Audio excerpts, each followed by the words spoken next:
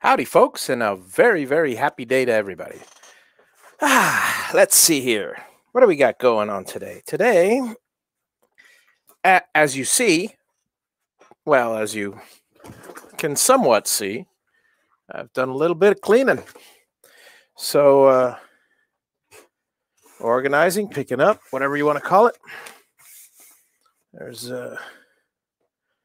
still got to clean a couple things up, but for the most part, I have, as promised, I told you guys, I'm going to have my location clean. Look at that. Look at that. Ooh, well, at least this part. You see, very nice. Very nice. Sure is different from earlier, huh, folks? How's it going, Mike? How's it going, Dave? And how are you, Bobby? Javi World is fantastic tonight. A lot of good news as always. Always. Oh, even when there's bad news, I take it as good news. So it's always good news. It's all about attitude, gentlemen. I'd say ladies and gentlemen, but I don't know any ladies that have joined our group yet. But Becca occasionally drops by and a couple others. But short of that, tonight I've got to finish. How many of you know? Hey, Ed, how's it going? Waiting for the hurricane. Yeah, somebody told me something about a hurricane. Hang on a second. Let me see that. I have no idea, but I don't. Where is it? Let's see. Hurricane. Google. Hurricane Sally. Oh, it's in the Gulf Coast. Holy cow. Is it close to us? I don't know. I'm not feeling a thing. Where's hurricane track?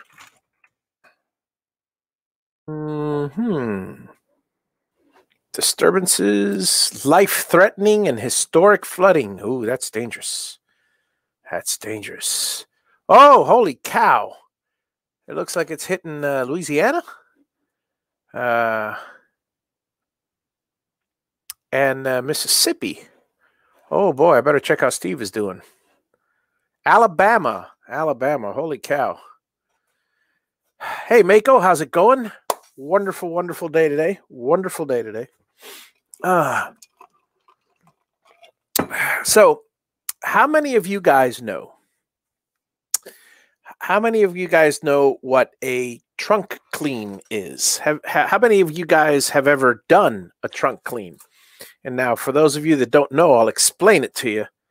But I'm pretty sure some of you may have heard about it before. Hey, Arturo, how's it going?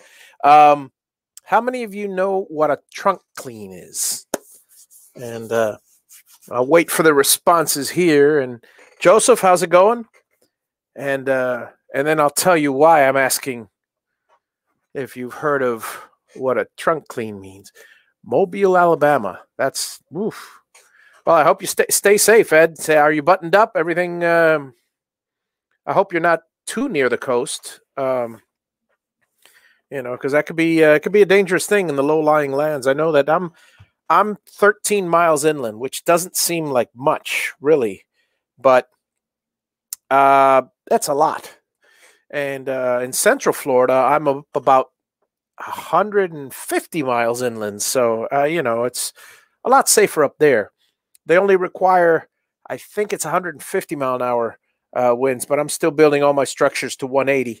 Down here, it's 180 or 210, something like that. But anyway, so Mike hasn't heard of it. Okay, so allow me to be extemporaneous. Allow me to explicate. So, when I was younger, everything's when I was younger. I can't say when I was older. When I was younger, we're talking probably teenage years, Yeah, definitely the teenage years. 16, 18, I got a 16, 17, 18. I got a girlfriend. And now I'm here. I don't know if this is pretty typical. Um, you the pattern was you'd go to the girlfriend's house in the evening, then her parents and her. So I mean, you might take her out and whatever, but when you get back, you'll stay till maybe 12 or 1 before the parents kick you out, or where it's reasonable to leave, which is fine. Most guys accept that. I mean, unless you're in the beginning stages and you're ooh goo goo gaga, but most guys accept that because here's what happens after 12 a.m., 1 a.m. You're going straight over to your buddy's house, who also left his girlfriend's house. So and all the single ones that are already together, and you're all hanging out and doing whatever guys do, which is play computer games, cruise around, you name it. You name it. I've done it with the guys. All the good stuff, not the bad stuff. I never was one of those double daters or anything like that. We didn't like brothels or anything. We're good kids, all of us. But nonetheless, we still would get home at 4 a.m. Still good kids. Anyway, and barely get enough sleep for school the next day. Well, so then next day comes school, and then you got a car. You're 16. You're living out of your car, practically. I mean, you go visit home, but really you're going from friend to friend and from Burger King to Burger King or McDonald's to McDonald's, whatever the case may be. And that is pretty much your life. All right. So then what happens now? You've slept. You've spent the day again with some of your buddies, but school or work or whatever. Well, not work at 16. Well, yeah, I guess some people, work at 16. And then Burger King wrappers all over the place. Junk all over the place. Pizza boxes from the night before, if you guys were hanging out, all over the place. So now your car's a mess. Now comes Friday or Saturday, or now comes whatever day, and you're going to go to your girlfriend's house. And you spent the week, if you haven't visited her during the week, you spent the whole week with your buddies, and your car is, as mine was, just a pile of empty wrappers and some stuff that I had to carry around that I just too lazy to put away and all this. So shortly before, you're at your buddy's house and you're going to your girlfriend's house. And you're gonna be there in about half an hour. Oh yeah, I'll be happy to take you out. Okay, yeah, wonderful. Now, you're a nice. Hey, Dennis, how's it going, Glenn? So now you're nice. You're a nice, clean person. For all appearances, they don't see the slob that deep down inside, because you're putting on your best face for your girlfriend, even a year or two into the relationship, although they pretty much get the gist by then. And so you do a trunk clean. You open up, I remember I had a 76 Monte Carlo, open up all the doors, open up the trunk. The trunk's hopefully empty except for the spare tire. You just grab a pile of stuff and throw it in there. I'll clean it later. Grab a pile of stuff, throw it in, grab a pile of stuff, throw it in. Swat the rugs, and you've got a pristinely clean car. Still smells a little like McDonald's fries from all the bags, but doesn't matter. That's what those little cans, my preference was the cherry air freshener. That's what those little cans that they sell in the gas station are for. You open up one of those cans and it's an overwhelming cherry smell, and it smells like Lifesavers cherry candies threw up in your car. So you get over to your girlfriend's house, and yeah, ready to go out? Yeah, let's go out. Oh, your car's so nice. So, I mean, I don't want to give anything away, but all you young girls, don't ever look in the trunk of a guy's car, because 9 times out of 10, if it's not sweaty gym socks, and I wasn't one of those gym people, so that I didn't have, it's a pile of Burger King and God knows what in there. That is a trunk clean. And my buddies and I used to always say, hey, man, you got to have time for a trunk clean. All right, yeah, okay, good idea. All right, so anyway, so I get here to the room here about an hour ago, and I thought to myself, I promised my friends that I'd have the whole desk clean, pristine. Wow, that's absolutely beautiful. So I started putting stuff away here, putting stuff away here, putting stuff away here, and organizing everything in its proper place. Then I'm looking and it says 10 minutes till showtime, and I still got half the desk. So there and there, well, it's not garbage, is my trunk clean. So I'll share with you guys because, well, frankly, you're not my girlfriend. Thank God for that. And yes, I am happily married. I don't want one. All right. So anyway, I'm neatening up a few things here, but I figured today's a little bit of cleanup day and catch up day for a lot of things. I want to see where in the world I put my. I could use this. Where in the world I put my scissors? Because all right. Well, I guess you'll see a little bit of this. I don't know if there's all right. So I'm glad you like that story.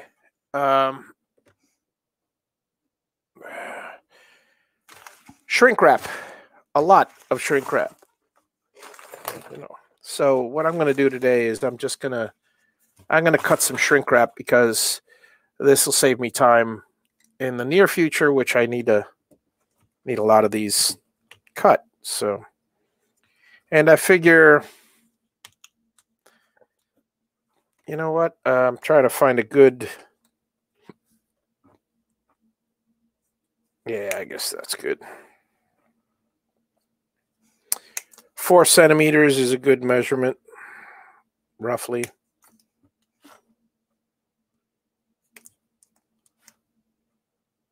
I mean, I won't cut it all, but I'll cut a good portion of it. So, in fact, let's cut 2 at a time. See if we can do that.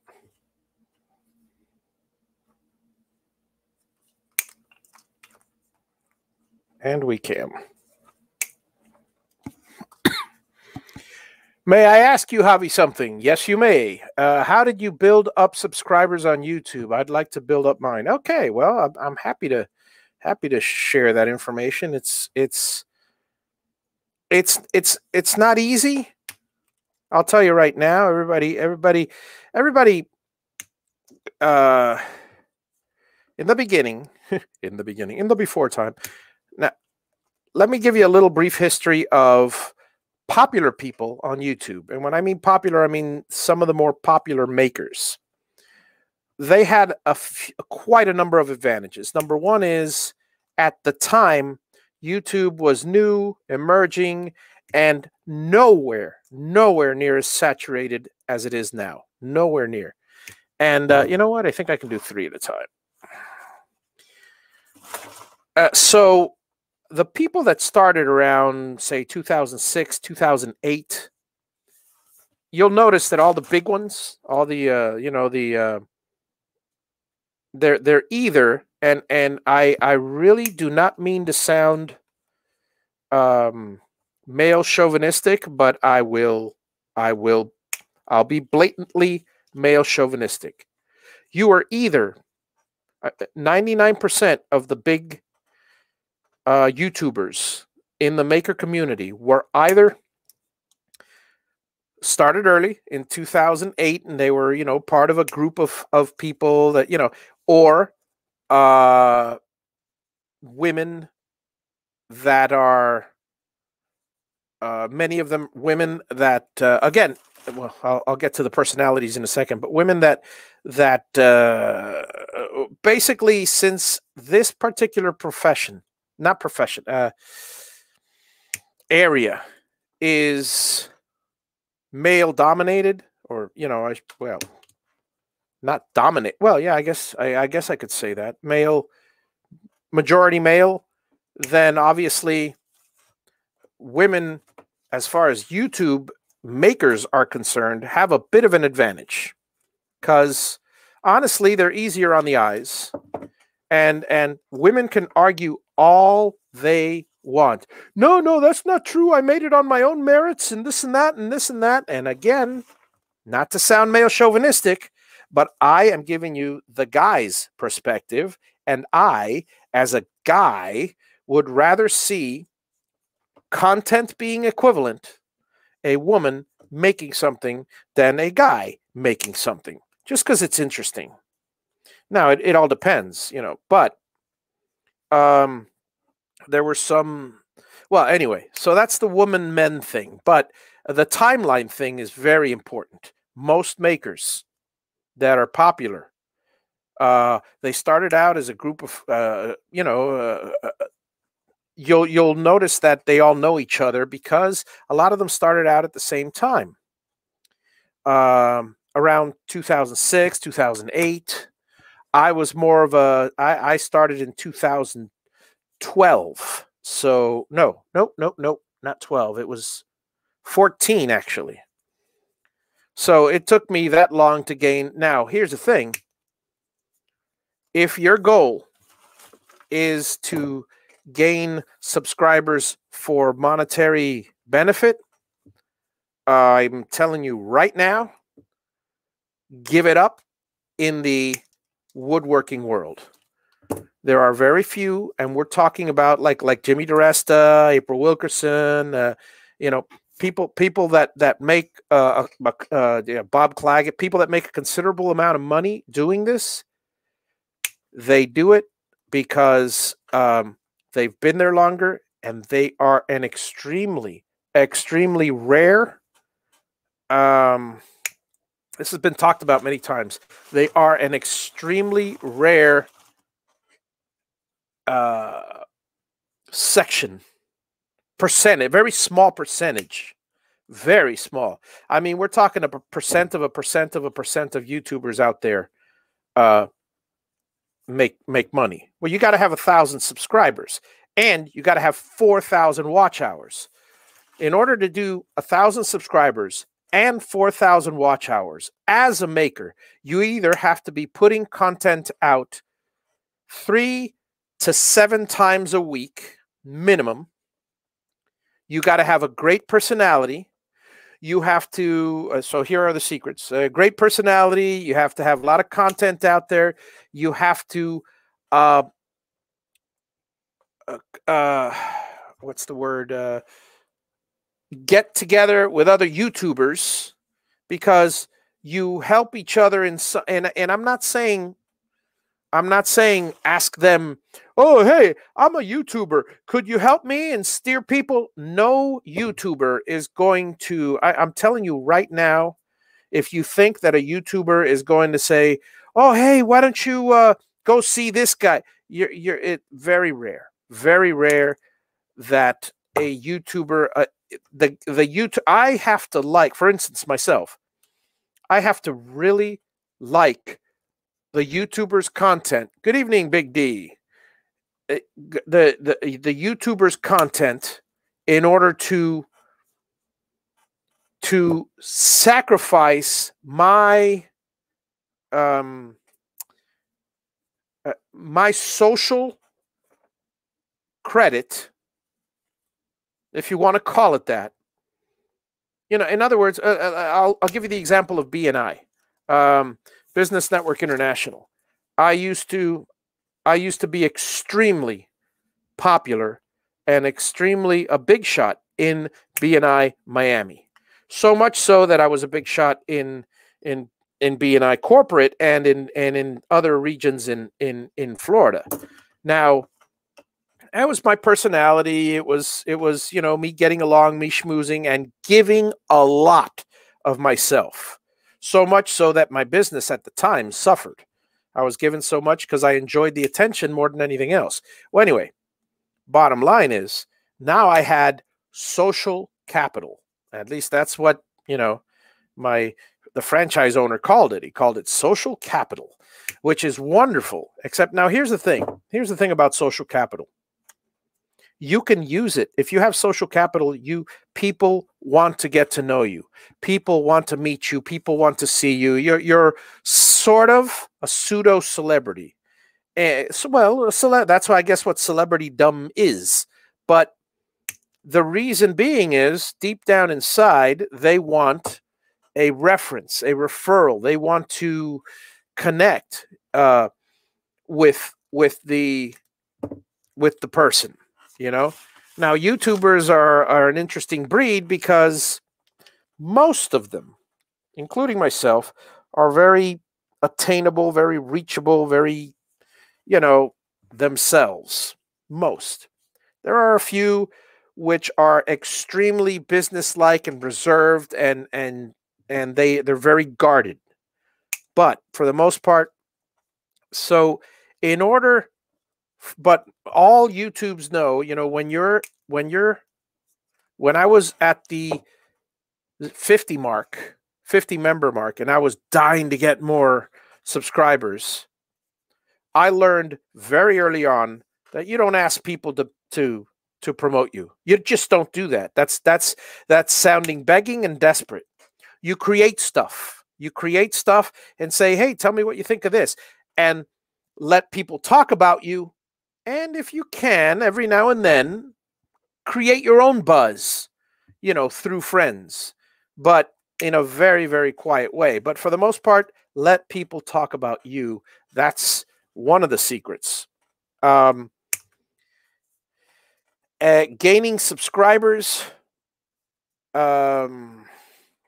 Right now, gaining watch time, I'm doing it by doing lives every day. So that's the secret to gaining watch time. That's not the secret to gaining subscribers, because frankly, most of my subscribers are not going to be interested in watching me cut this or my little chats and stuff. There's a very, very select few, and you are pretty much them, that enjoy this and find it entertaining and stuff. And some will find it entertaining for a day a week, and some for all week. But the bottom line is, boy, I ordered a heck of a lot of this stuff. Of course, I can go through this and let's see. This will probably be like 5 or 6 boxes. So what happens? I'm going to build a machine for this. Gaining subscribers in the beginning, it was all about content. It was all about personality. It was all about getting into other groups, but my content and personality had to play a big part.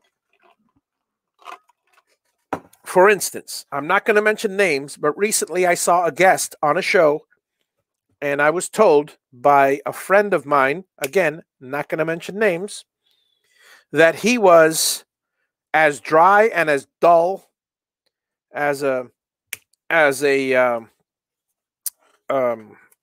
lump of charcoal. And I'm thinking to myself, if this guy's in it for the popularity, or if this guy will never make a good salesman. And thus, I feel sorry for him. If there's anything I can do to help, I'd be happy to help. But there are a lot of people, and I know quite a few out in the industry here that just, oh my God, they're great people, wonderful people, horrible conversationalists. Hey, David, how's it going? Welcome. Let's see if I have a box or something to throw these things in while I cut some more. Give me a second, folks. And so, let's see. So, where was I? I was talking about, here we go. I'm not going to be shipping out of this one, so let me just grab this. Oh, boy, oh, boy. So, gaining subscribers on YouTube, difficult. Now, be aware. Be very aware. I just recently, I'm recently being monetized. I did all the calculations, and I've spoken to quite a number of people have um, who have YouTube accounts. Okay, don't think for a second that you're going to make money on YouTube. Not for a second. That does not happen.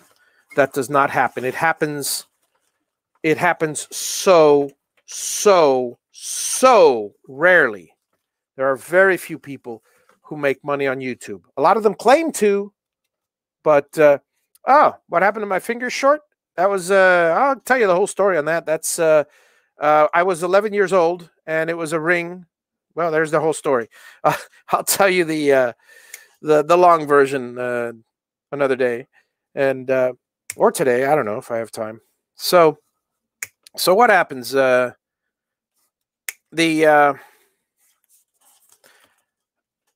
way to make money on YouTube is not to make it on YouTube. The way to make money on YouTube is to use YouTube as either an informational source or a catalyst for sponsors. So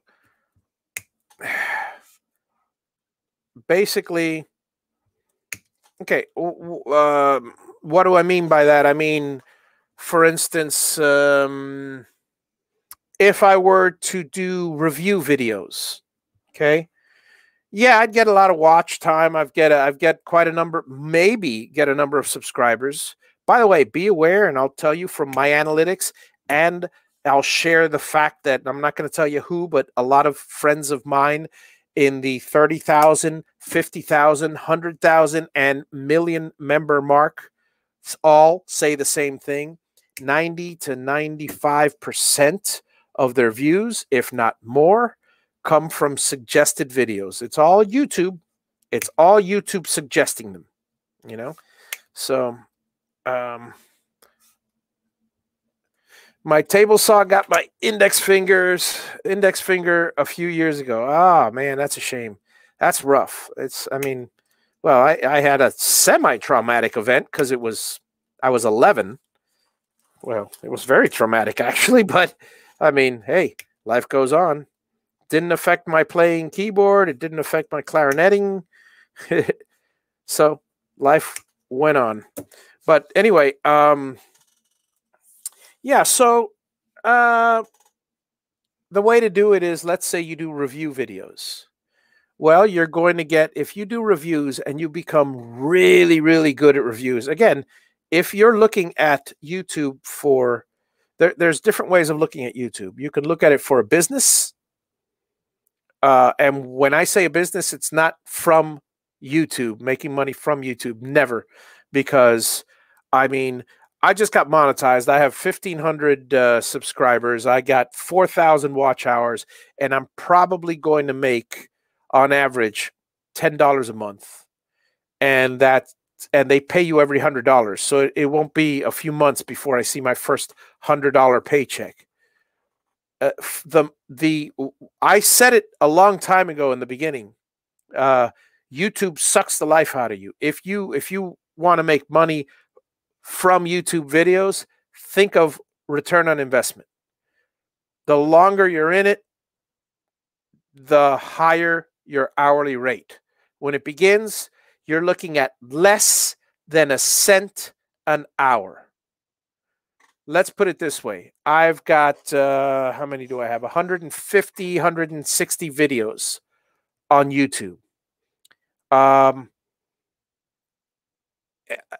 Including all my, actually, including my lives, I'm probably looking at easily 225 videos. All right, 225 videos, which is not much, but it's a lot. Many of them 2 hours long, so I'm probably looking at easily 500 watch hours. Maybe not, possibly, but let's say 500, about 500 hours. That's watch hours.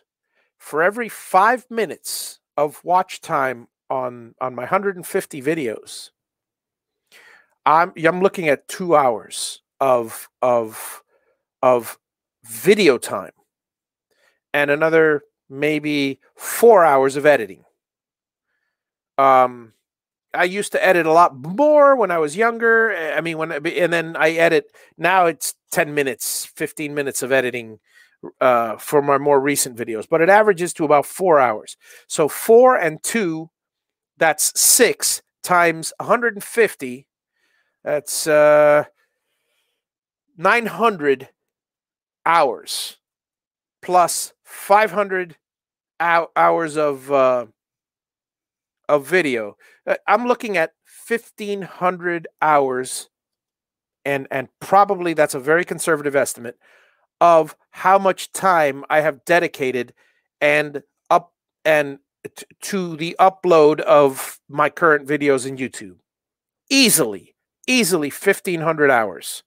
All right. I'm about to make my first dime on YouTube. So do the division.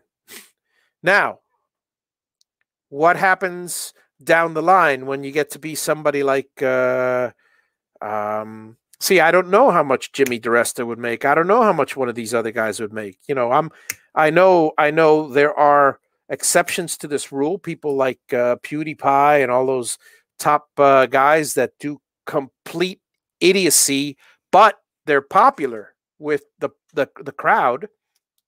I do not want to make a fool out of myself. I did when I was younger, not now. Well, a fool more than I do now. And certainly not purposefully. And I would not get any joy. It would be a job if I had to do that. Be like them. I would never be like them because I'm older. So people are going to be looking at me at this. Okay, boomer. You know, that's what the kids will say, and just switch the channel. So in the end, I will not be successful at it, and I'll put all that time into it. But let's say I was younger. Let's say I was popular and stuff, and let's say I was on the level of one of the top YouTubers, gamer, whether it's a gamer or whether it's popularity, Dan and Phil or whoever, of kids today. Well, then you're looking at a lot different scenario. Then you're probably looking at, it could be anywhere between, I don't know, could be as little as 40 or 50,000 a year, and upwards of well, that's just it. You know, unless you had their bank accounts, you don't even know that for certain. But I will say that it's not long lived. I mean, they're not going to be living on residuals if they don't keep it up, and everything becomes passé. Everything becomes old. So, well, in the end, you get the idea. You get the idea. What I'm really trying to stress is, it's a wonderful goal to attain, but it's a goal like being the president of the United States. There's very few people that attain that goal, and you could want it, and you could strive for it, and you can head toward that goal all your life and still come up short. You know, so now, as far as YouTube, the right way to do it, use YouTube as a like I said, as a catalyst. So you're looking at, if I were today because again, my Javi box controllers are not to make money. They're for me to have a relaxing time like I'm doing now, you know, with you guys. While I do enjoy the amount of money that I make to a certain degree. Where did I put that box down? What the? Hang on a second. Oh, here it is. So while I do make a certain amount of money, of course, you know, $5 an hour, $7 an hour is nothing to be jealous of. um, now, I mean, you guys see the hours and hours and hours I put in, and I don't know if anybody. Well, I guess the my new users, my new customers see the how long it takes to get one box. So I mean, and this on film here is not even half of the time I put in, because I relax when in the morning when I wake up. I'll do I'll do some soldering. When I get home, I do some so anyway, bottom line is, if I were to have this as a business, I would have multiple products, not just one. I would be on YouTube all the time. I would be showing my event, doing interviews with other people. Again, you got to have the personality. There's one. If you don't have it, then forget it. I mean, just plain drop it. Do something else for a living. I'm sorry to be blunt, but that's the way it is. And when I say don't have the personality, there are so many people, and it's so sad. It's so sad. You know, I'll tell you, there's so many people who think that they are nice people. Yeah, paper cutter, but then I have to do this and cut and open and cut and open, and you know, and you know, scissors would be good, but I don't know where I put my scissors. You know, I got my knife here, but that would take longer. This is actually not too bad. I have this one, which cuts easier, but well, yeah, okay. As long as I cut quickly, it'll be fine. Yeah, this is good, because these require a lot of pressure. I love these for big cables, but sometimes they don't cut cleanly. They more like tear. Anyway, so what happens? Gotta stretch them and braid them, and actually, let me see if I can. I mean, I'm cutting with this thing, so I might as well cut more than whatever I'm cutting at a time. So let's see here. Let's try 6 at a time, shall we? Okay, crazy. That's crazy talk, Javi. Yep, it is. All right, so it's all about mass production, and I've got miles of this stuff practically. So if, again, assuming I had a great personality, which, oh, well, I believe I do, but I could turn myself on and off, but honestly, if it's just me talking, I don't have a great personality. If you've kind of seen my videos, some of my videos I think are fantastic. A lot of people think are fantastic, but some others are just plain dull. You know, obviously you can't have a hit every time. Now, yeah, see this one. If I can stretch it out, possibly this way takes a little longer, because while I could do clip, clip, clip the other way, I've got to straighten out a lot for this one to. Anyway, so so what happens? Sorry, just trying to straighten stuff out here. Hey, Jason, how's it going? Yeah, mount a razor blade in my Z-axis, and it just goes. So,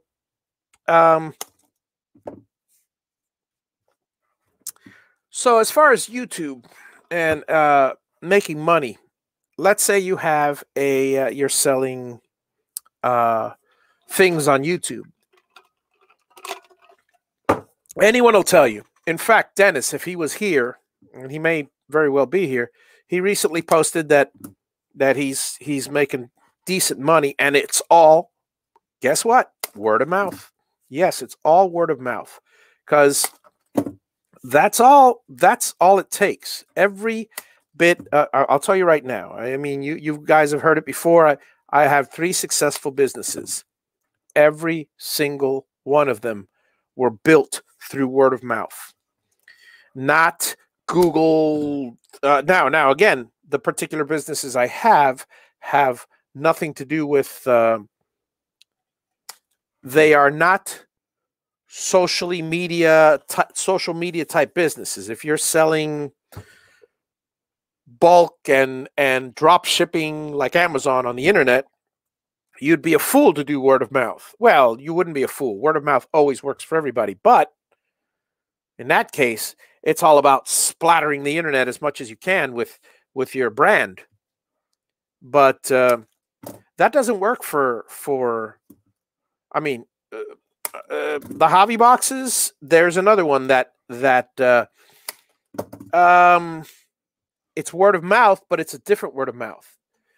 You have to be very, very, very active in social media. If I wanted to be, if I wanted to do this as a business and sell a bunch of them, or recently, I'll share this with you guys. If you guys, hang on a second, I don't mind sharing with you guys.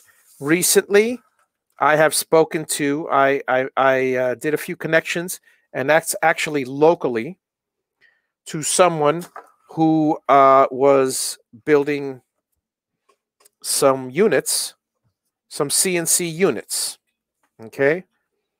And they've ordered 5 or 6 boxes from me. I forget. I got to take a look, guys. I haven't really paid attention to that too much. But I got 5 orders just from them. This is a commercial order. You know, that's where the money is. If you are going to do this for a business, and that's where the money is. Commercial orders, things like that. Because honestly, the reason I got into it is not to make money. If it is, I wouldn't be selling it for this cheap. I wouldn't be making this few, and I wouldn't be making them at all, to tell you the truth. I'd be subbing everything out. You guys wouldn't receive the hands-on personal customer service from me.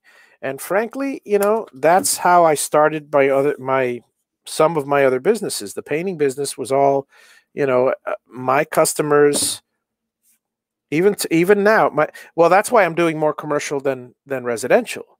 Residential took a lot of toll on me. It took a lot of time because I have to be there for them. I'm not saying they want me to hold their hand, but they feel confident, as would I, as do you, when the owner of the business is there for you and walking you through whatever issue you have. Perfect example. I was, when I built my Colossus, the Gatton CNC that I have, Dave Gatton, Dave and I would chat on the phone, and we were, I was about to do a show and stuff, and he just happened to have been chatting with me at the time. So he got on it's one of my videos. And so while I'm building it, and actually before the video, even before I went live, sorry, I'm trying to straighten this out here. Even before I went live, Dave and I were chatting for a couple hours. He was walking me through the build. Now, he doesn't do that to everybody. Of course not. That's but what I'm getting at is that kind of attention is something that only small business operators do.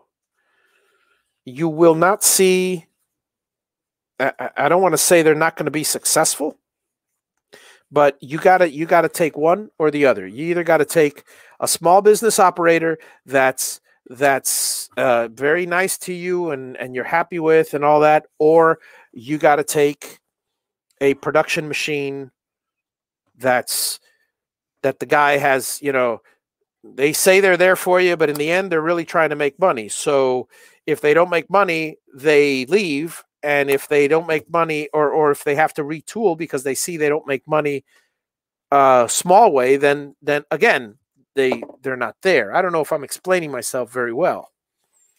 But yeah, you stumbled onto Dave doing a review of my hobby box, which caused you to seek me out. That's excellent, Mike. Yeah, absolutely, and I appreciate it. And and that's the way it works. That's the way it works. It's Dave did a review of my box. I sent him a box to do a review of it. Someone else sent him a box. He did a review of that one, and I mean that's how it goes, I suppose. And I'm just, well, you guys know my story. You've heard it so many times, and the reason why I started this is because Xylotex was not in business anymore. And the reason Xylotex is not in business anymore is I don't know. They either, it was either not too much trouble. I can understand that. Not enough money. I can understand that. Not enough customers. I can understand that, because all of those are true. This right now I'm selling. This week I sold 10 boxes. 2 of them were for you guys, for the DIYer. The other 8 were because of an arrangement that I made with somebody, and I'm doing a commercial deal with them. So that's my business side. My business side. I always default to my business side whenever I just can't help it. It's like it's like the parent that wants to give everything to his kids, because they had nothing themselves. I'm I in the beginning I was so bad, not bad, but I had failed in 2 or 3 businesses to the point that I learned all the secrets to success. And they're not secrets. It's like anybody would tell you, it's just plain hard work. It's persistence. It's a little bit of love for the job. Look at this. I mean, right now, I almost thought that this task of cutting these little things would be an impossible task. I don't know if you realize how, in fact, let me see if I can pull another one, because I do have I'll find it in a second. I have a green one of these. So to show you exactly how long this thing was. Well, you've seen me cutting here for the past, holy cow, it's been 48 minutes, and it doesn't feel like 48 minutes. Oh, there's another blue one down there. So, yet I was just consistent, and guess what? It's done. So that's a beautiful thing. Yeah, let me do that. So getting back to your YouTube question, which I haven't forgotten. How did I get subscribers? The same way I got subscribers is the same way I've been successful in business, which is you have to think about it. When I was young, I'm sorry to jump around like this, but there's a point to it. When I was young, and in fact, I'll talk to you guys now for a second. Right. So when I was pretty much all the way up to the age of about 24, 25 years old, I was, if the term millennial existed back then, I was very close to it. I grew up spoiled. I grew up with parents that said, you can do anything you want. You can be anything you want. You can have anything you want. And as such, now, they would preach hard work. My parents, they, uh, but it was my father who was the hard worker, the mule. I mean, he busted his butt. He went to school. You know, my mom, in a different way, did that. But, and I mentioned this before, in being the type of parents who grew up with nothing and then later built everything, they didn't want their kids to suffer. Um, my advice to anybody that's a new parent out there is give your kid just enough suffering. Give them challenges. Always, always challenge. If you don't put any effort into your kids, into your child's growth, I won't say education, that's a little too cliche, but if you don't put any effort into your child's progress, they won't progress. They will. I mean, I did not want my girls to start off. It took me a while to, and I'm still not 100%, but it took me a while to get into the you know, work mindset for work's sake, which is not bad. But I was up until the age of 25. I do anything I want. I had anything I want. You know, um, and then it was through some you know, tough life lessons like we all have that harden you a little bit. But a lot of it for me was I'm sick and tired of living this way. I'm sick and tired of living in my parents' house, mooching off them, and you know, self-respect played a big role in my growth, because you know, I love my parents, so don't let me sound like a spoiled kid, but they loved me so much that they were happy to have me around them all the time. So, oh, you're welcome to stay here at home and stuff, you know. And I'm not going to be a kick my kid out on the road type of parent either. But again, and I say the word that I say in every show, balance. There's got to be a certain amount of balance. And with me, my school of hard knocks, in combined with my frustration and my growth in my self-esteem, because I wasn't always that, basically shot me up, if you will. In programming, okay, here we go. Hey, you got me on the big screen. Good to see you. Wait. On the big screen. That's scary, isn't it? All right, so in programming for a CNC router and getting your G-code program ready with Z-moves and comments, is there a need for a G-code scaler that alters X, Y, R, I, J values, but not the Z values? You can. I mean, if I understand correctly, hang on a second. G-code ready, getting your G-code ready for programming with Z-moves.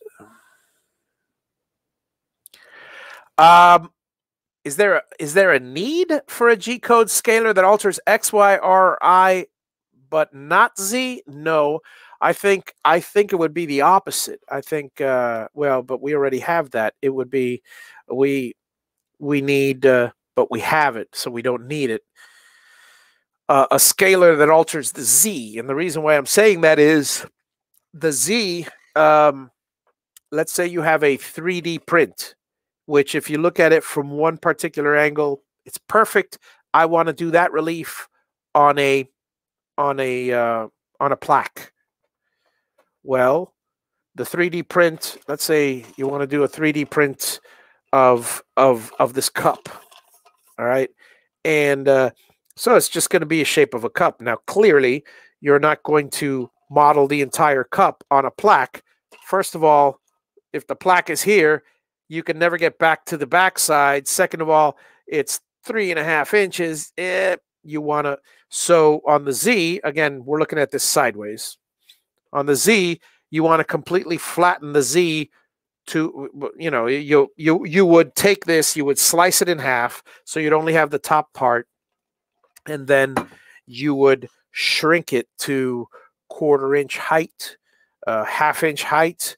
So now you'll have the image on a plaque. And I mean, I don't know if I've explained myself well enough in that sense.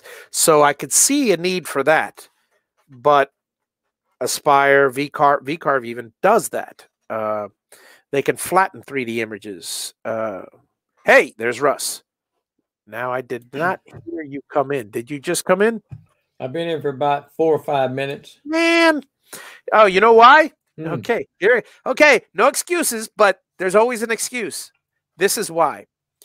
I'm about to go and switch. You see, I went through the trouble of putting on my headphones, and I forgot to switch you to headphones. Now I had you switched on the damn computer.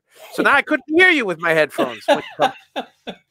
I thought, well, I had a shot of getting in quick with your headphones on, but see, the key is, Russ, and this is the problem. The key is you got to get in before I start the live show, because I'm always looking. But, I'm always looking before 8 o'clock. If you're here during the show, I'm doing my thing. I'm talking to the folks. One of these days, I will let you know. You'll take a peek at the box and see who's in there. What you got to do? The true secret is true secret is get on YouTube first and say, "I'm coming in."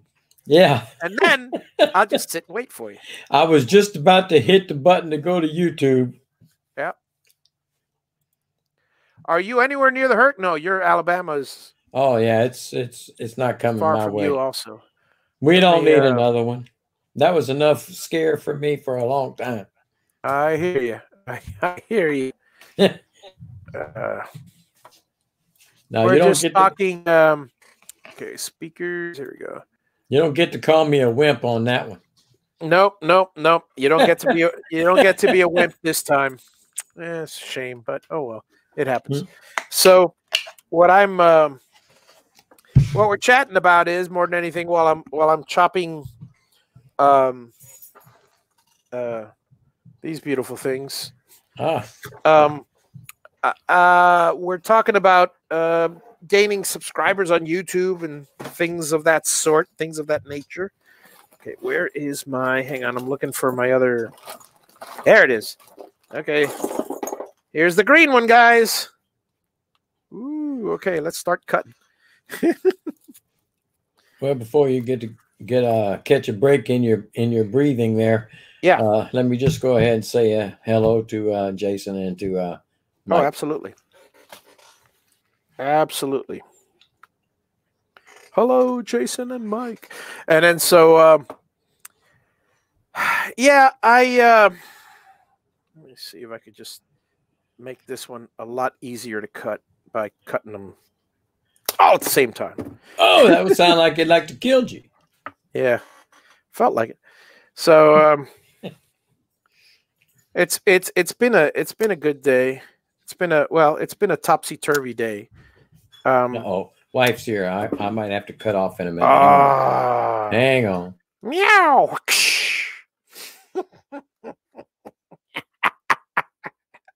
I love doing that. Okay, so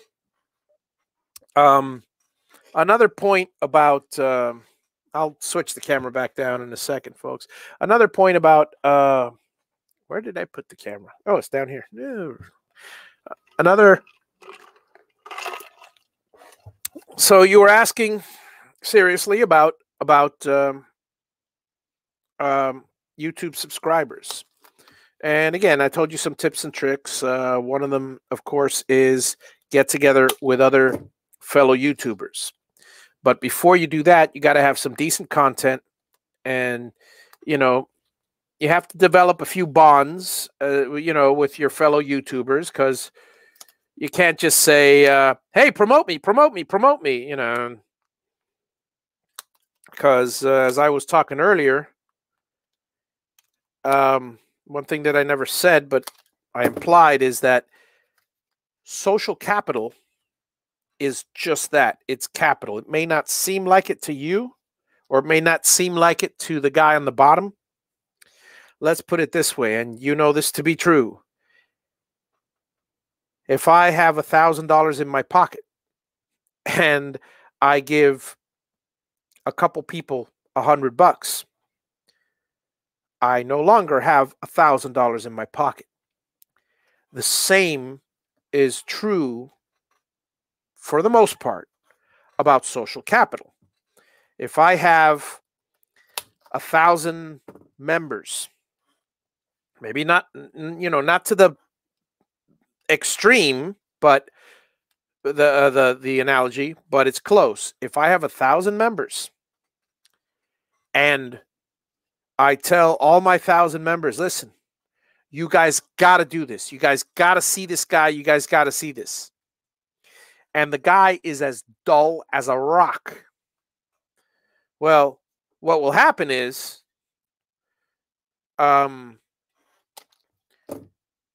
there's a very good chance, or somewhat of a chance, that you'll lose a lot of your members because they're relying on you. I mean, you do it once, that's no big deal. That's not going to happen once. But if every week I am telling people, go see this guy, he's great. Go see this guy, he's great. Go see this guy, he's great. Go see this guy, he's great. They may continue to watch my channel because they're watching me, but they will never believe a word I say.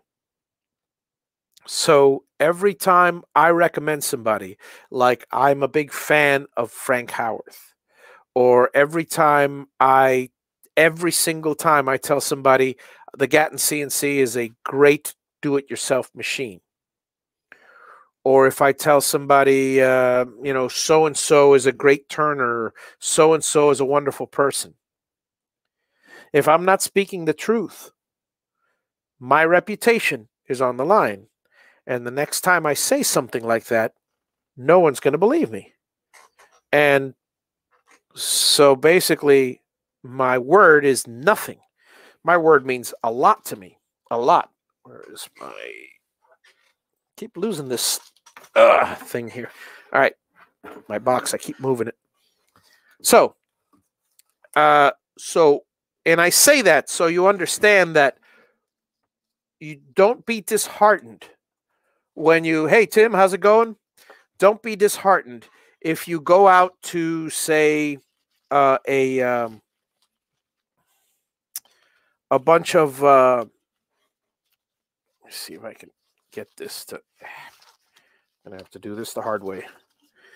Don't be disheartened if you start trying to build your channel and you're asking who you consider to be friends to recommend you and this and that, and they don't, because it doesn't mean that they don't believe in you. It doesn't mean that they don't want to recommend you. I mean, but you got to look at it from their perspective.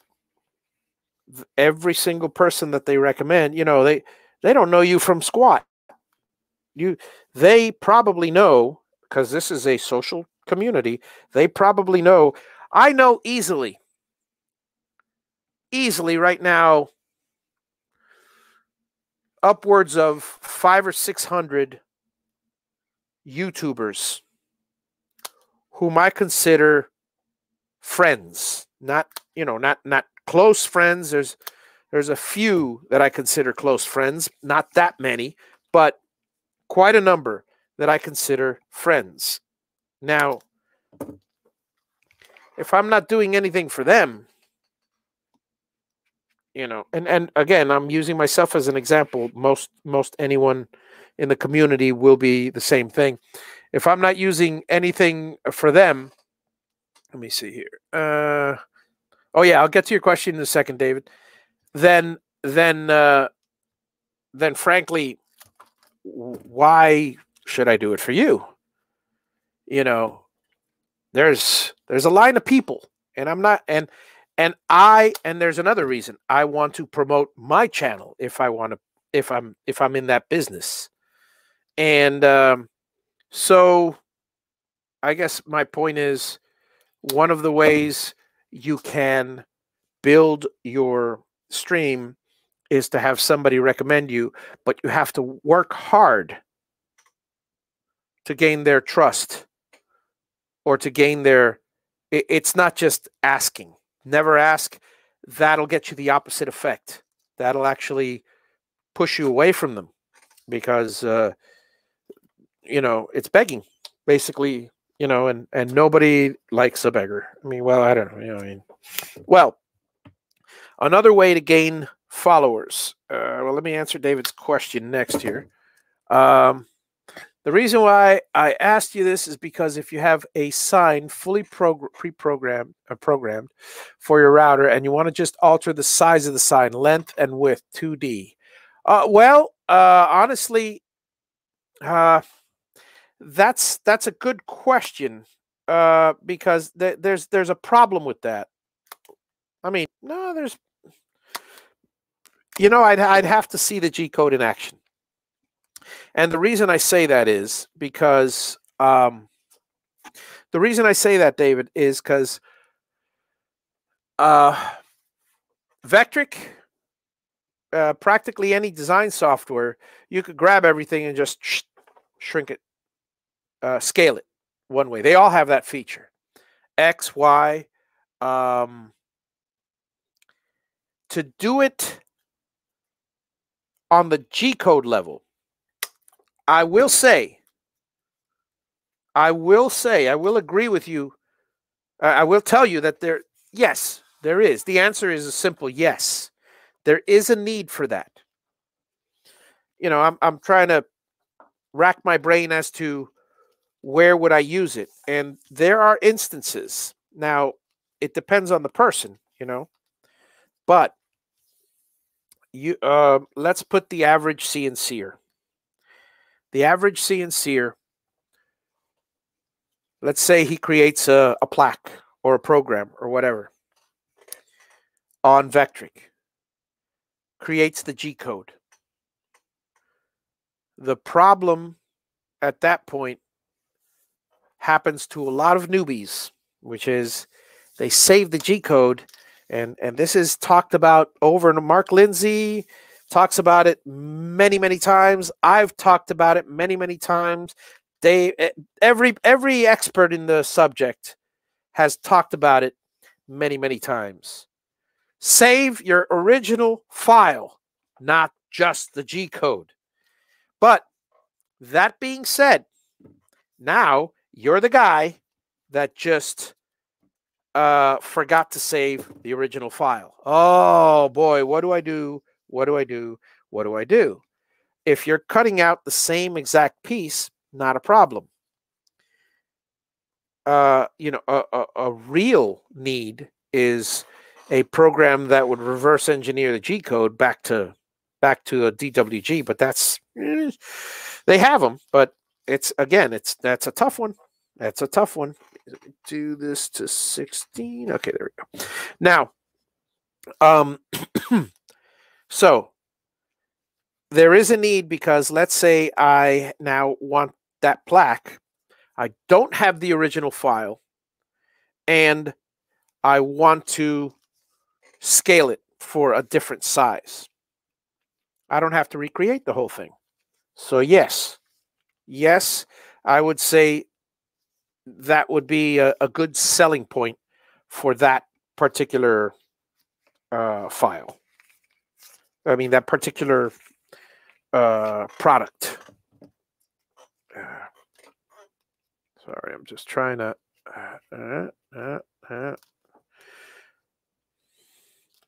I was watching bloopers today, and one of the bloopers was Marilu Henner on Taxi. I miss that show. I really do. I mean, I have it.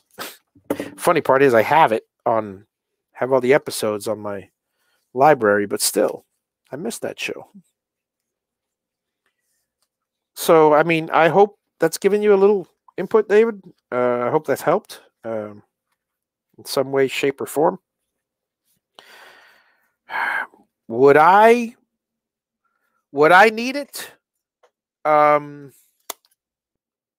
and then comes the other question, the other big question, because it's not just whether you need a program.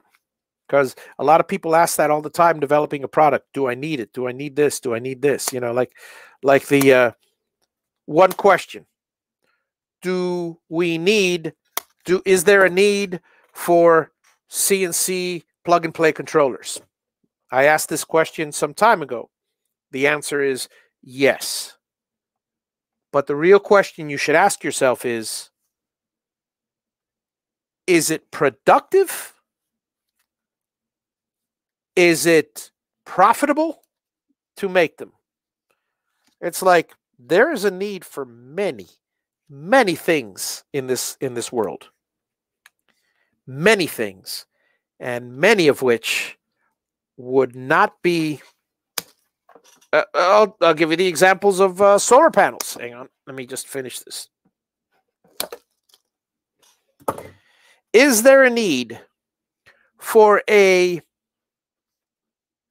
solar panel or a device that would give you all the electricity your house could use forever? Yes, there is absolutely a need for that. Will it sell? Yes, it will sell. Once. Is it profitable? I would have to say no, because as soon as the next person, unless you really have really good patent lawyers, and there's no such thing, the next person that copies your idea, or the next person that basically cuts your market in half, and your market is cut in half, then your market is cut in half, and then your market is cut in half, and pretty soon there are so many people out there selling it that it all balances out. But in the end, everybody's got free energy, and nobody needs free energy anymore. It's a beautiful concept, so don't get me wrong. I wish somebody came up with it. Well, that's why I said there's a need. Ultimately, it's not profitable. It'll be instantly profitable. You know, I mean, that's a bad example because that one would make somebody millions. But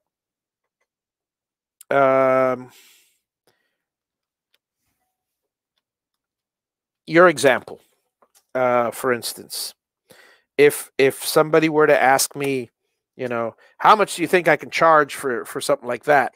Let's see. Take a picture of a plaque. Okay, well, let's see. Hey, Ryan, how's it going? Good evening. Oh, Ryan, you want me to send you a link? Feel free to join us. Russ just dropped out a second ago. Let's see. Take a picture of the plaque and have a link that can convert it to that, and then you can do what you're trying to do. Yeah, I mean, that's basically it. And that's what I'm getting at, David. There's while I could see that there is that would be really cool to have that. This is beautiful. Look at oh, yeah, I've cut so much. All that tonight. But wait, there's more. I'm going to have to pull out another box because I got this. I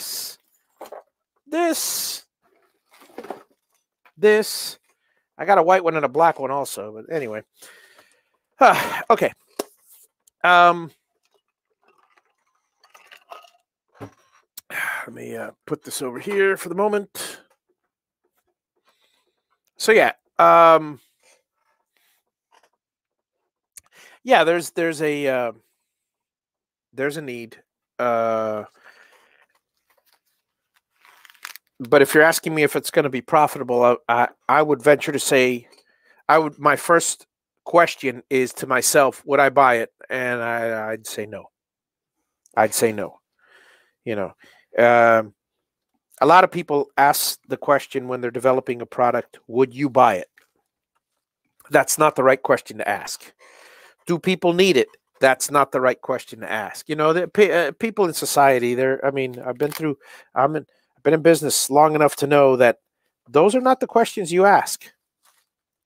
Those are not the questions you ask. One of the questions is, Anytime, Ryan. One of the questions is there a market for it? Clearly, that's one of the questions. In other words, and when I say is there a market for it, it's not do people need it? That's a bad question. Is there a market for it means is there enough customers that were I to make it, people would buy it at a price that I could make money at for a consistent amount of time. And now any businessman will tell you, for any business, the last thing, the next question is the most important. Can I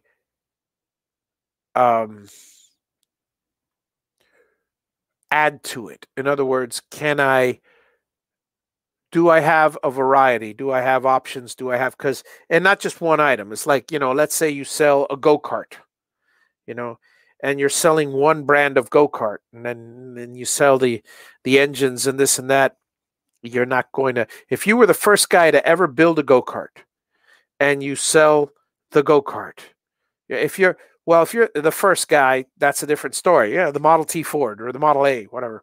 But you can mass produce one, and that's great.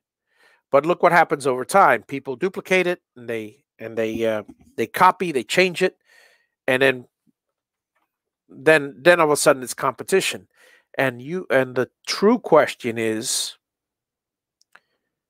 do you have what it takes to do the legwork to sell them? I'm a painting contractor. I bring this up once again because this it's always foremost on my mind. I'm a painting contractor. I could be a painting contractor making the money I'm making, or I could be a painting contractor making nothing by not getting off my butt and waiting for customers. Customers don't come to you. You go to customers. Customers don't come to you because you made something great. Customers go to you because timing. All it is they need something. You're there. You talk them into it. You sell it to them, and timing. If I didn't talk to people all the time and say, hey, you need something painted, or if I didn't continue in my case, the commercial work, if I didn't continue on that front, my business would go bust because, just no because about it. That's okay.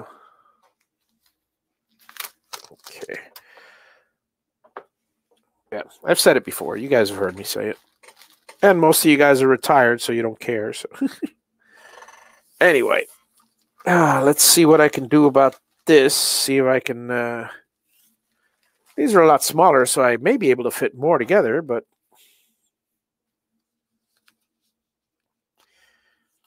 but it's not as easy as you might think.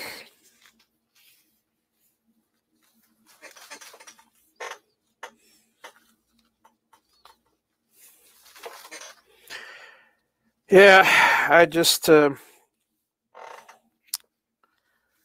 I had a good day, folks. I had a good day. Everybody's got bad days, good days, and bad days. I've had a good day. Like I said, it all depends on how you look at it. I look at it like I had a good day, so, and I will stand by it. Let's see here.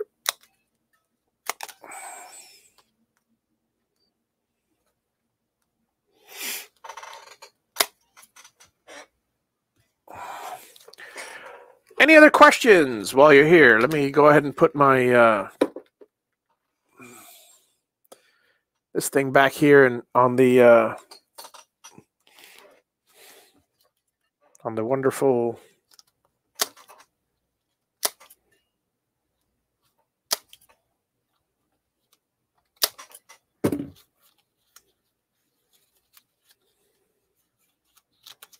Believe I got them all. Guys, I'm telling you. See, all the little work, that's the work that... Now, granted, all this stuff that... oh, yeah, please, Mike. Mach 3 away.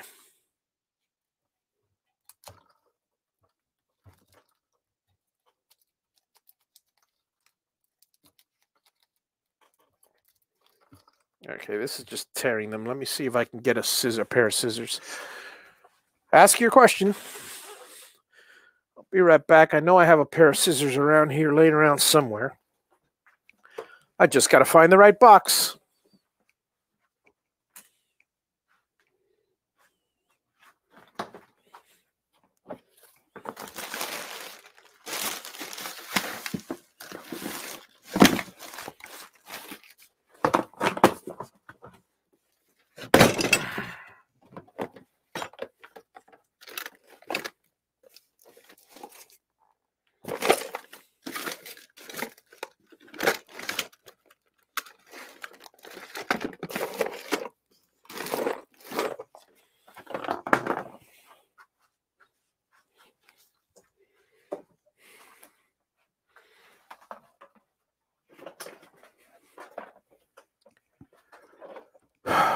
You know, I had a pair of scissors.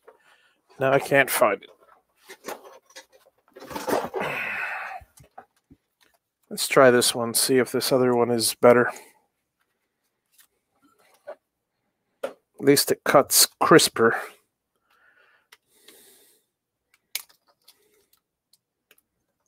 Yeah.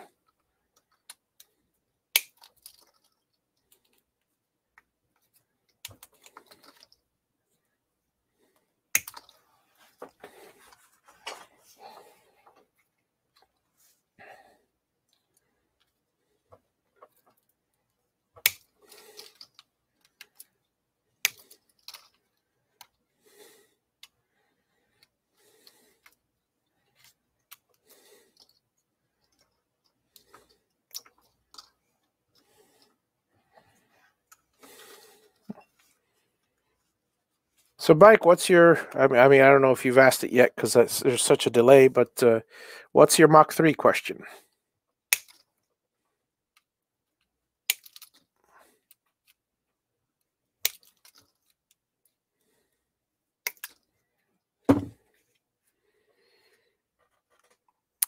Cutting heat shrink tonight. Yes, Ryan, that's exactly what I'm doing.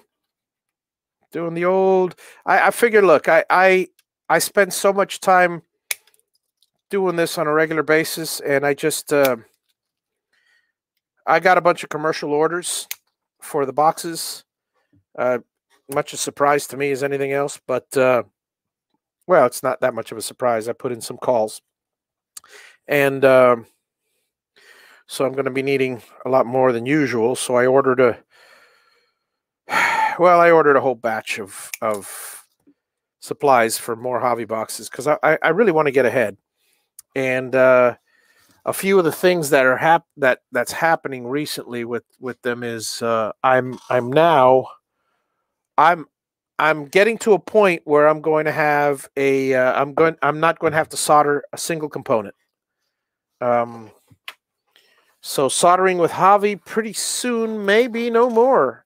Well, chatting with Javi will always remain. So let me get another box here, folks. Let me be right back.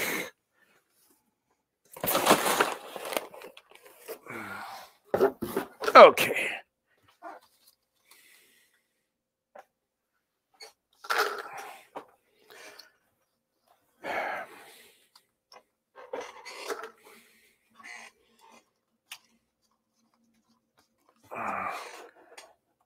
Did I? No.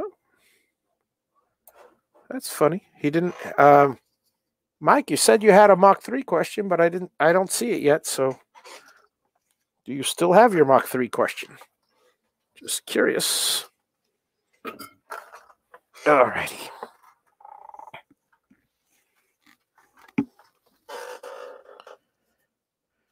1, 2, 3, and where's my red one?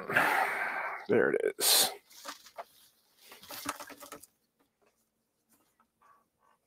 Yeah, I mean, yes and no. Orders are good. But I think I don't know. We'll see. I'm considering doing the following, Ryan, because I'm considering raising the price. Because I've been selling so many, I'm considering raising the price. Yet, I'm also going to raise the discount for the Gatton CNCers.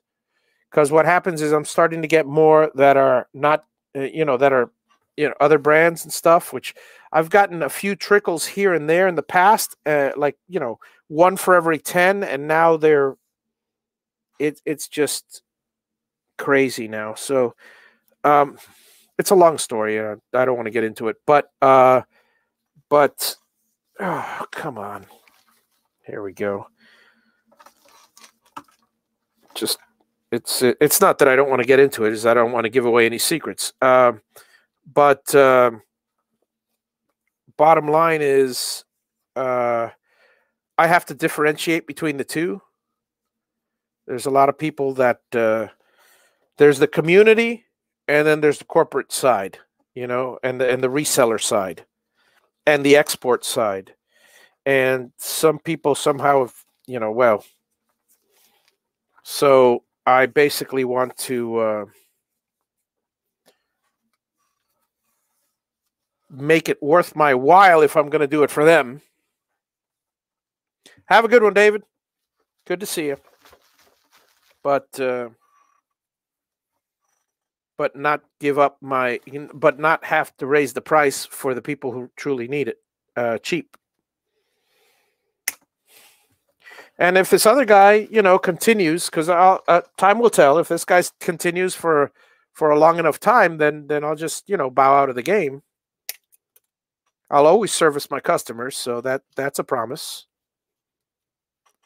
And I'll still create custom ones upon request, but I'll take down the store because you don't need more than one person making these things. It's just not for the same community. It's not worth it. Not worth my time.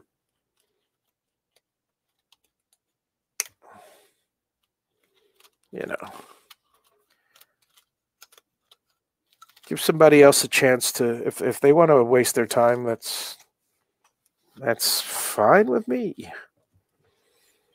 Let's see here.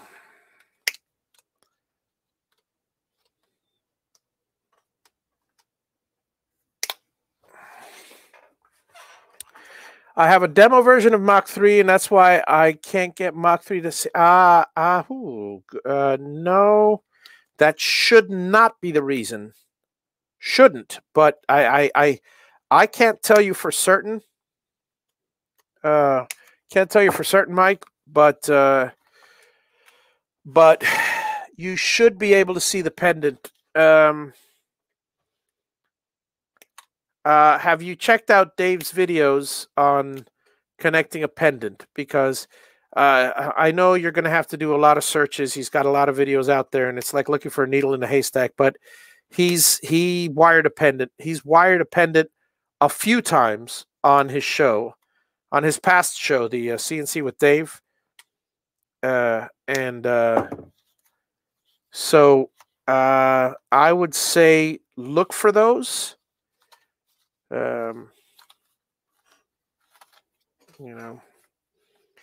would love to help you connect that, but there's just so much I can get into at one time. And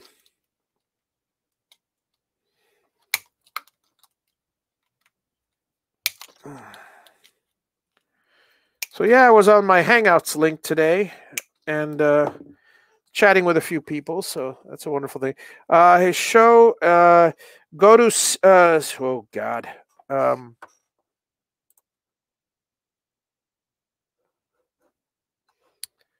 I never know. Give me a second. I'll shoot you a link as soon as I have it. Give me a second.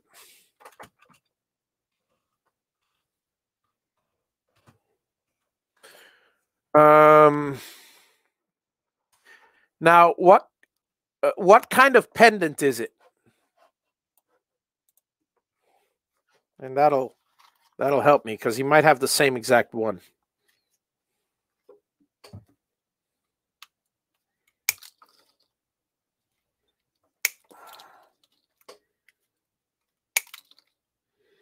Because he's done a few shows. One of them was an Oztec pendant. Another one was a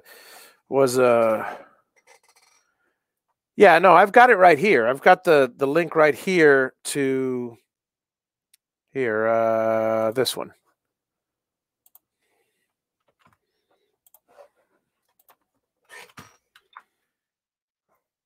Because there's a lot of them. So there's a lot of them. So you're gonna it's gonna be a nightmare trying to search through them all. And that's the problem with that's another problem with YouTube is if you do things like Peter Posuelo, even Peter Posuelo, perfect example. Peter Posuelo has done just about every training video there is on every subject. In fact, he probably has one on the pendant.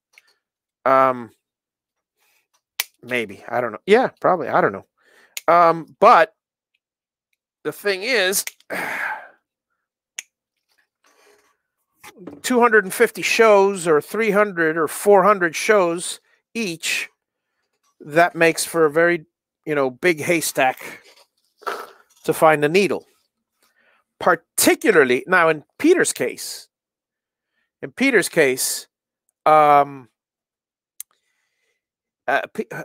me see if I find Peter Posuelo's, because his is, hang on.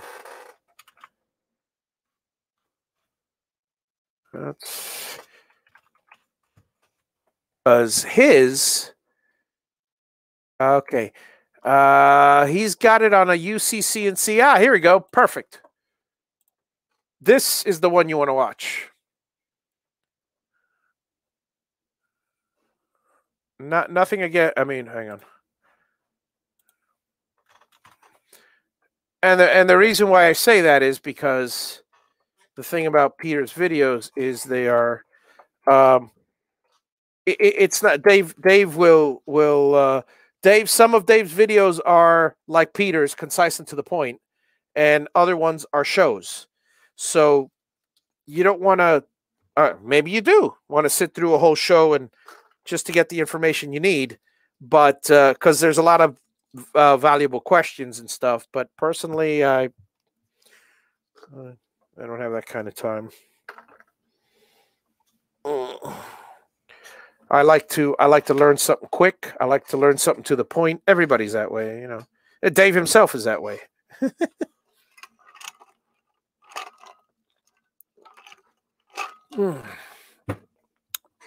Okay, folks, I think I've gotten a lot of the cutting. Let me see. 9:34. Maybe I'll do one more. And if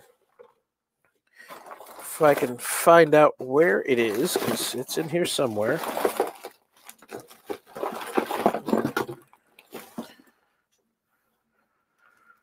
Oh, goodness gracious. I found a black one. Yeah, let's do that.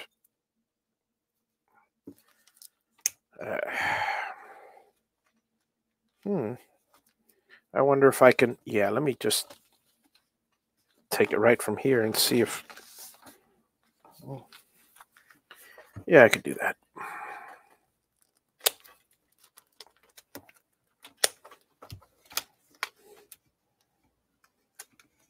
For the sake of expediency,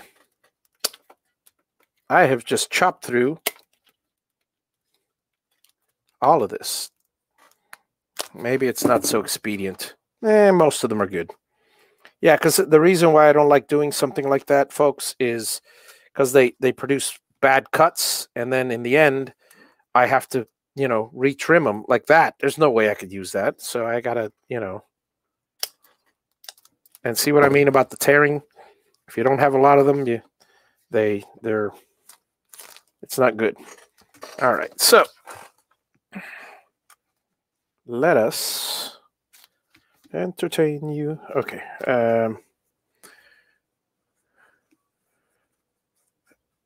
Yes, yeah. In fact, some of these are. I've got some glue line shrink wrap, but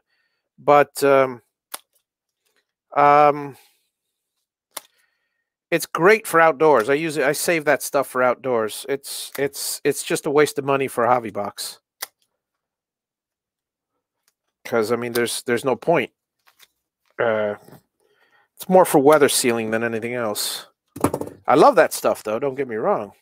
It's fantastic. It's just expensive. And again, we're talking peanuts, but we're talking peanuts times hundreds.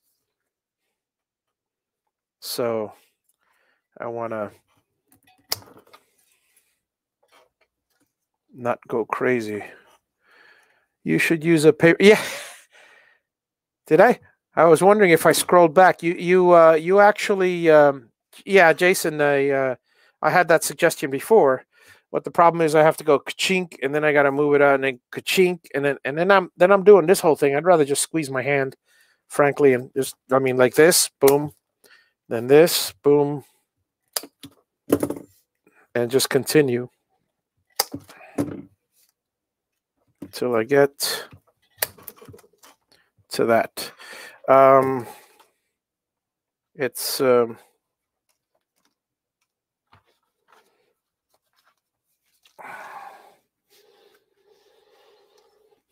and maybe the real reason is I don't have paper shears right now within arm's length, and by the time I find them, I'll have finished all of this.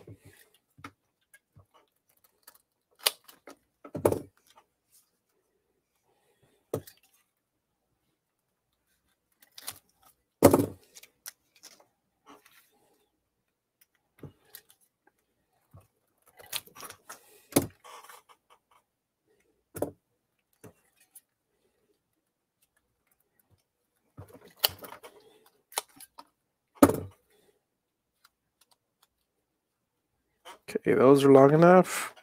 That one's long enough. A little too long. We'll leave them. We'll get some long ones just in case for the batch. Okay, let's see what we got here.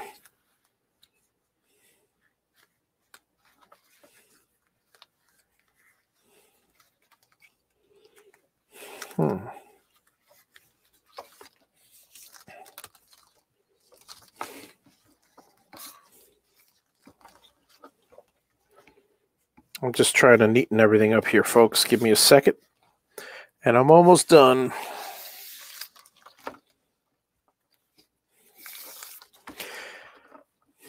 But yeah, how you gain a lot of subscribers on YouTube is, David was asking earlier, is just plain and simple. Do the legwork, like with anything else. Do the legwork. Recently, a couple changes happened in my life recently, and I was granted more free time, and I am not one to... My time is my own, and what I choose to do with it is a wonderful thing. Now, if I choose, let's say, to well,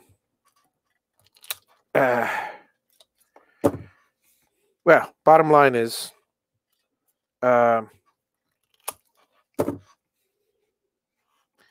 anytime that there has been a change, like okay, a perfect example is a job loss or a relationship loss, like a girlfriend or something in the long past history, or whatever, or a job loss. I've always, well, not always. One time I spent 2-3 years sulking, and you do that once, and as long as you have self-esteem and you never do it again and swear to never do it again, any time that ever happens again, it always, always turns out for the best. So while I will never wish for a termination of a relationship or a termination of a job or something like that, when it happens, I never look back. I go, now I'm free. I'm free to do that. Perfect example. Recently, I've been fighting.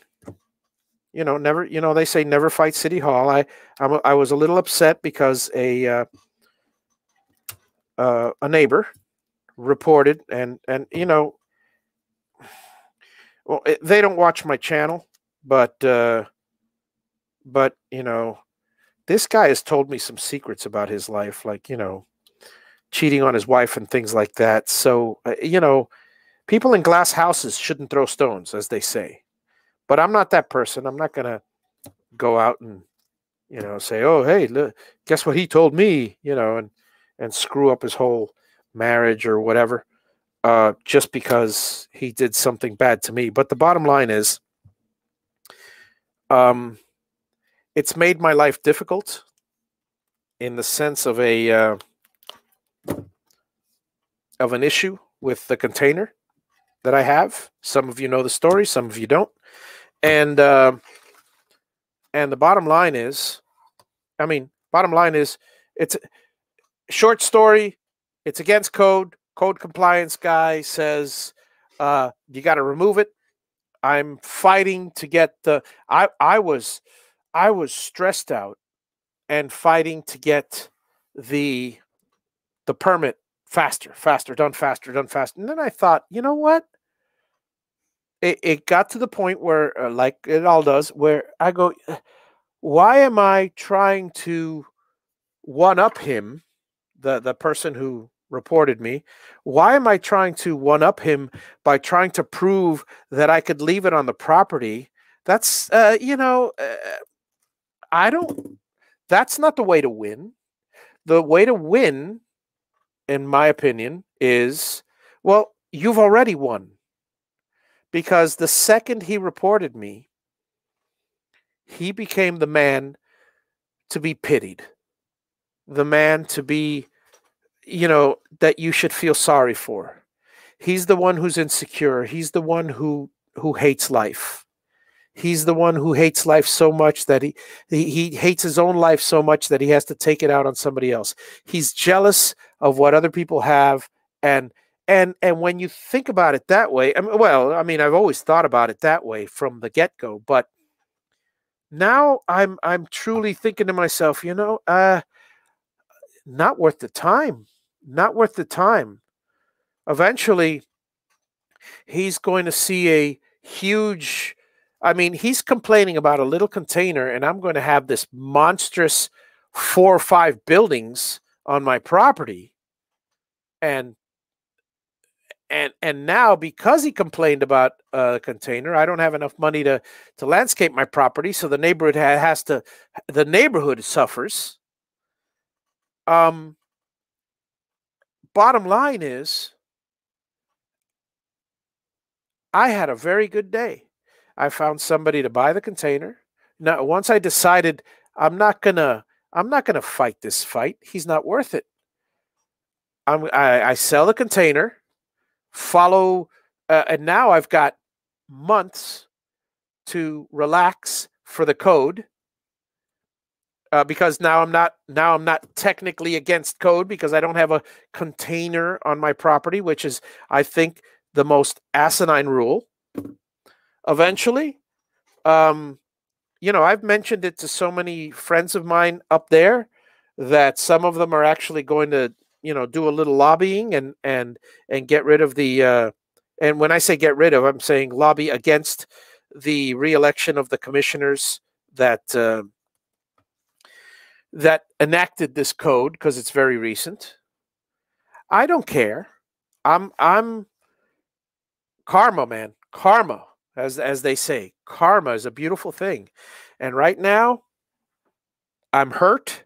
I'm very hurt that a person who I thought was a friend, who entrusted in me personal information about himself, is um, is so petty or so jealous that he feels he has to, you know, be that guy. It's a shame. It's a darn shame. Um, my wife. Oh boy. Oh boy. My wife and I, when we're together, we are a force to be reckoned with. And my wife is pissed for two reasons. Number one is it's unfair, and she's pissed at not so much the county. The county's doing what the county does. She's definitely going to. She's an activist, and she will rail against the higher ups. It won't help my situation, but hopefully in the future it'll help somebody in that situation, and it'll get a few people fired. Um, so that's what'll happen there. But on the other hand, on the personal side, on the more local side, she is angry and she says, "I don't want you talking to that man anymore." And now I'm the nice guy. I'm the trusting guy. I'm the naive guy. I am. For the longest time, I said, I don't believe it's him. I still don't believe it's him. Everybody tells me it's him, but I don't believe it. And I'm still the naive guy. But now my wife has given me a mandate. You don't talk to him.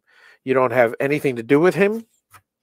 Um, you know, and you stick to your other neighbor friends, which all of them, every single one of them, have been fantastic, fantastic. And I've got a woodworking buddy in the mix, so that's a beautiful thing. And so you talk to your other friends and don't lift a hand to help him. If he's dying, we may go as far as calling an ambulance, but frankly, and uh, you know, it is what it is. Uh,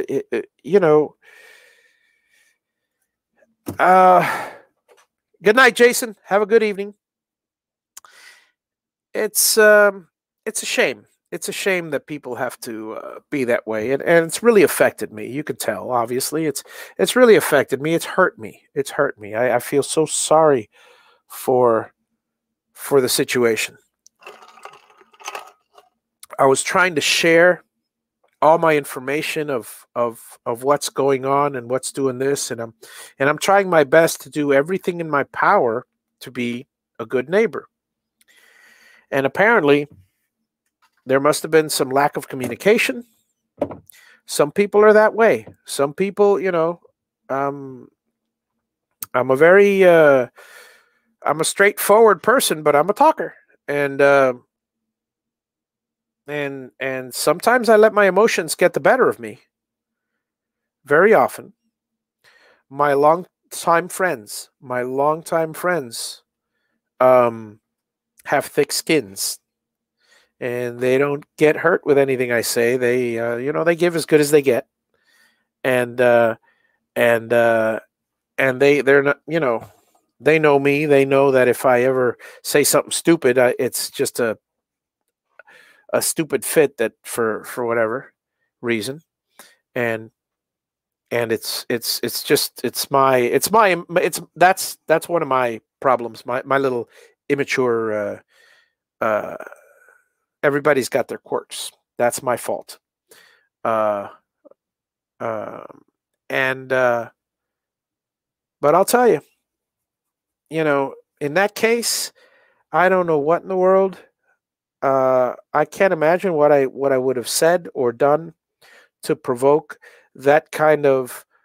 The only thing I could call it is backstabbing, plain and simple backstabbing, because they don't. If he did go to me, he certainly was not clear enough or direct enough, because I certainly don't remember him actually ever approaching me, um, telling me straight out to, you know, that he didn't like something, like, um, so, well, it is what it is. Yeah, it sucks that I have to get rid of it. It totally does, but it's all good. It's all good. I'll tell you the story later, why and how it's all good. And and and um yeah, I agree, Ryan. They should approve it as a shed. There are certain laws in Lake County. I consider them, those stupid laws in Florida, like you cannot walk your alligator without a leash, and you cannot sing in the beach on a Sunday. There's actually laws on the books that are pretty darn stupid. Now, Miami, perfect example of a somewhat ridiculous law, or outdated, but they'll never change it because there's too much bureaucracy. But in Miami, it is illegal, in Miami-Dade County, it is illegal to park an RV or recreational vehicle or a boat larger than 30 feet in a residence, no matter the size of the residence. If it's zoned residential, you're not allowed to park it there. Now, I watch the hearings. I watch the meetings, the county meetings, and I saw this. I saw the county meetings where they were addressing it, and it was the funniest thing, because basically one of our commissioners, they asked, the other commissioners asked, what's going on with this law? Do we enforce it? And he goes, yeah, it's a law in the books, but nobody enforces it. And then he gave the reason why. And this is because in the past, they were all small, but today RVs have gotten to the point that motorhomes are regularly 35 or 40 feet, even 50 feet long. And it's because the technology's there. And boats, the same thing. You can easily fit so while the law is on the books, they do not enforce it. Okay? What they mean by that is, if somebody were to call code compliance, let's say a neighbor on another neighbor were to call code compliance, say, hey, my next door neighbor has a 35-foot RV in his yard. It has to be, now there are some rules. You got to put it behind the front of the house, the front wall, or the fence. It's got to be behind a 6-foot fence, and those things are 12, 14 feet tall, some of them. Got to put it behind a 6-foot fence, and it's got to be behind the front part of the house. I mean, the front wall of the house. There's another rule in Miami-Dade which will allow you to keep an RV parked in your front yard for up to 14 days. Neighbors or family staying over. It's completely understandable. Completely understandable. Okay. That being said, while it's a stupid law, or I don't say stupid, it's an archaic law, it's not enforced, and I'm very happy about that. In the county where I'm moving, there are a few laws which I consider ridiculous. Now, all over the country, there's a law that you cannot put an RV on a vacant land. All over the country, there's a lot of that going around. I mean, there's a lot of places that allow it. There's a lot of places that, frankly, will not enforce it. Like, you got 200 acres, you're in the middle. Yeah, good luck. Who's going to report you? Your neighbor? How did he get onto the property without my permission? That kind of thing. So that's not an issue. They got to do a flyby, and they got to find it. No, too much work. Nobody's going to do that. And how will they inspect it without your permission to get on the property? But, in my case, it's a 5-acre piece of property. You can clearly see that there's an RV there. So, granted, okay, I didn't realize that was the rule. I took it off. Gone. The container is what I consider a ridiculous rule for two reasons. Number one, on vacant land, you cannot place a container to store your tractor or your farm equipment. Now, granted, it's residential vacant land. The problem is they don't distinguish between like a 5-acre property residential, 1-acre property residential, or a little quarter. I understand you can't stick a container on a quarter-acre lot. I mean, that would be ridiculous. Okay, this is 5 acres.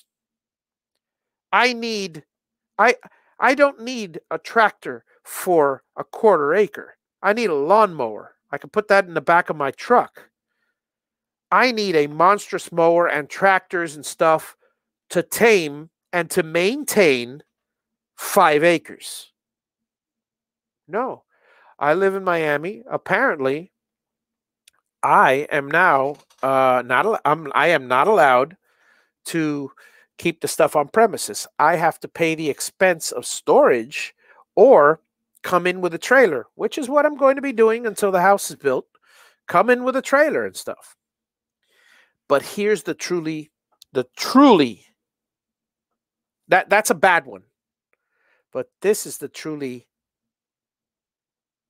backwards law that I would consider anyone, whoever wrote this law, and I'm speaking to the public right now, I wish you would call me up and explain yourself.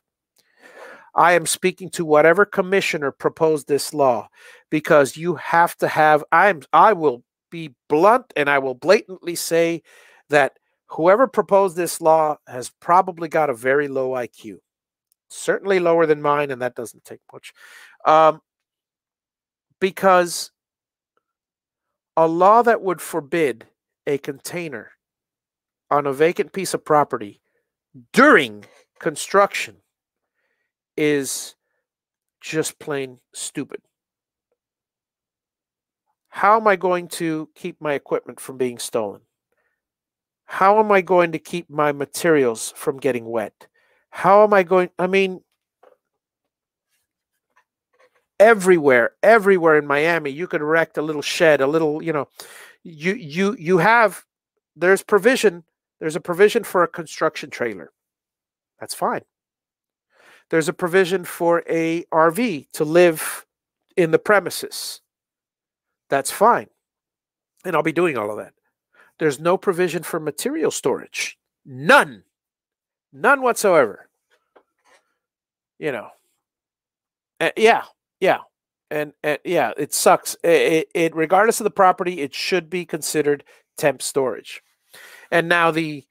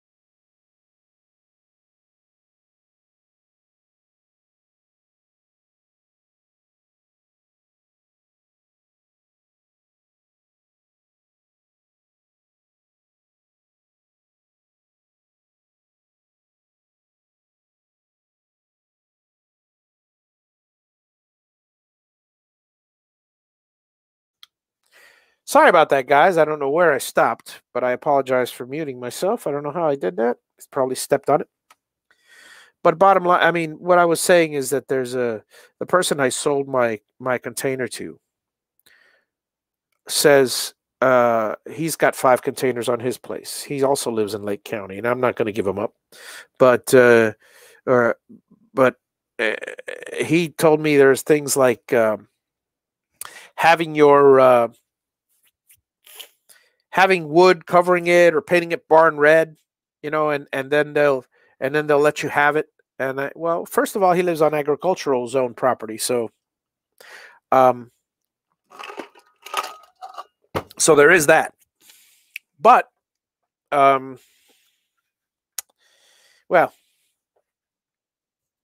I'm looking forward to my container having a new home. Appreciate it, Ryan. And I'm looking forward to the build.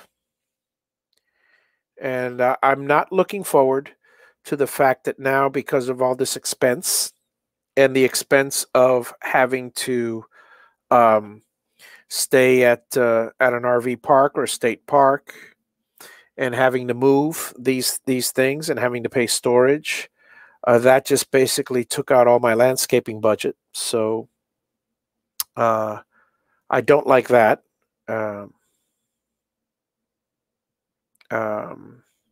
I think that's going to be a permanent thing. I don't think I'm going to continue to trim the shrubbery.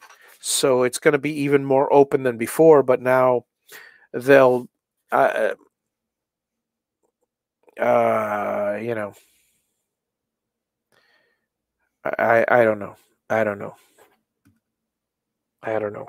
I pray that the man is you know, I don't want to be mean. I don't want to wish him to die, even though he's close to it. Not at all. Not at all. I don't want to wish that his I pray that his wife never finds out about his prior indiscretions.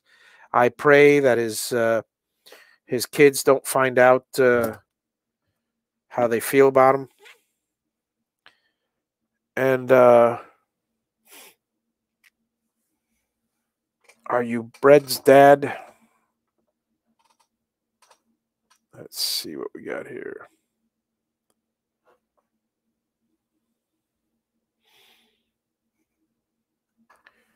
Apparently we got a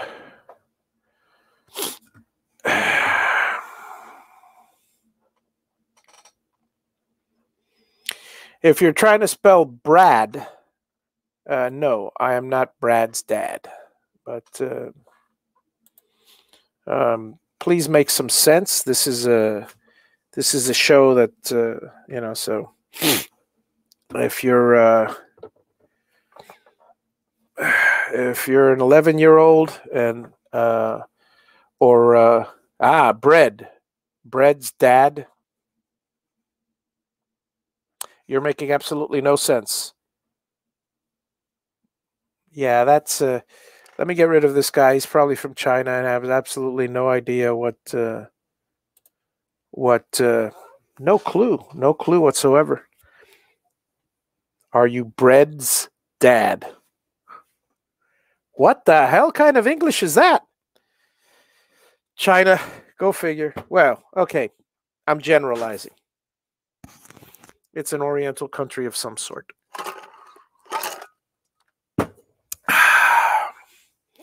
But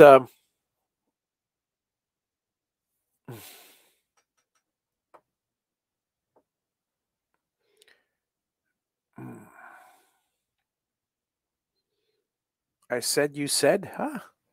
I'm completely lost in that whole conversation, Ryan. So if you want to explain it, if you understood it, I have no idea. I just it wasn't a coherent question, so I just got rid of him.